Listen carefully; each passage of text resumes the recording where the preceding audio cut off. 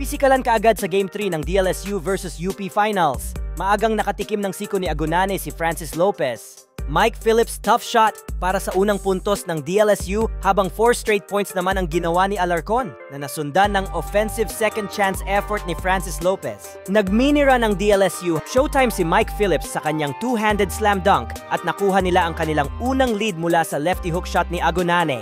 Under 7-minute mark, pinasok si Kevin Kiambao after makakuha ng foul ni QMB na naipasok ang dalawang bonus throws. Halfway rampage mode si Mike Phillips, talsik si QMB sa kanyang back-to-back tough shots inside the paint. No-look assist mula sa two-time MVP. Pero next position, hindi na pinaisa ulit ni QMB. KQ up and under move para sa kanyang unang puntos. Sinagot naman ng Fighting Maroons ng kanilang 6 consecutive points. Showtime din si Lopez na pa-take off sa kanyang coast-to-coast tomahawk dunk. Tabla sa 21 points ang laban after ng 3-pointer ni Makalalag at buzzer beater, 2-pointer ni Dungog late in the quarter. Second frame back-to-back transition buckets ang ginawa ni JD Kagulangan at Fortea na pinasabay ang two-time MVP. Nahilo naman si Austria sa flyby move na ginawa ni Harold Alarcon na sinagot naman ni Kevin Kiambao ng one-handed pull-up floater. Pumalo sa 8 points ang biggest lead ng UP dito sa second period. Nakapagtala ng 4 points si QMB inside the paint. Nagkapalitan ng buckets sa remaining minutes ng first half. Abante ng 6 points ang UP sa score na 36-42 sa pagtatapos ng first half. Nagkapalitan ng 3 pagpasok ng third quarter.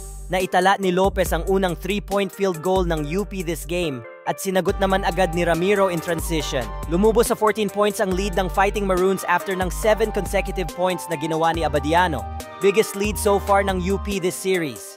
Well, natigil ang run ng UP nang maipasok ni CJ Austria ang pamatay sunog na 3. Tahimik ang opensa ni KQ dahil sa mahigpit na depensa na ginagawa sa kanya ng Fighting Maroons pero nakahanap din ng butas sa wakas sa 2-minute mark.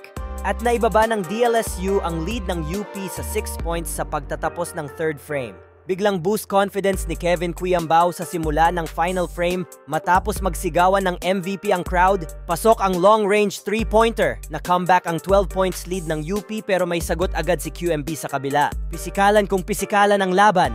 Josh David 16-footer pull-up, 2-pointer para itabla ulit ang game. At napa-timeout ang UP.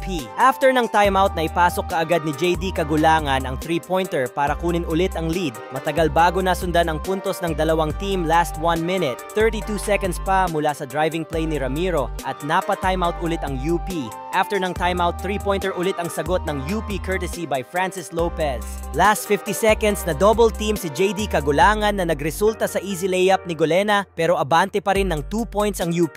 Last 12 seconds nakakuha ng foul si QMB at naipasok ang 2 free throws to seal the game. Sumubok pa ng 3-pointer si KQ kaso masyadong mahigpit na ang depensa ng UP.